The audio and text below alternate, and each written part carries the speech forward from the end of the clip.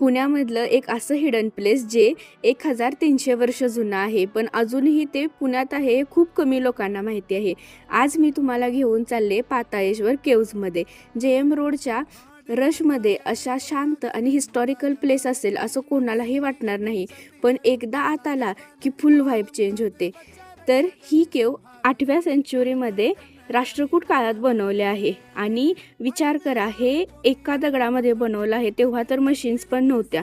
इथे तुम्हाला एक सुंदर खांब आणि एक एस्थेटिक नंदी मंडप पण बघायला मिळेल आणि तो गोलाकार नंदी मंडप फोटो काढण्यासाठी एक सुंदर असं स्पॉट आहे. तर आतमध्ये आहे महादेवाचं शिवलिंग आणि एकदमच पीसफुल आहे आणि शहरातल्या गोंधळ आणि किलकिलपासून आपल्याला इथं नक्कीच आराम मिळू शकतो. ऑनेस्टली मला तर असं फील झालं की पुण्यामध्ये एक हिडन जेम सापडलं. तुम्ही पण नक्की एकदा तरी व्हिजिट करा आणि जर तुम्हाला असं हिडन प्लेसेस एक्सप्लोअर करायला आवडत असतील तर आपल्या चॅनलला नक्की सबस्क्राईब करा आणि व्हिडिओला लाईक करा.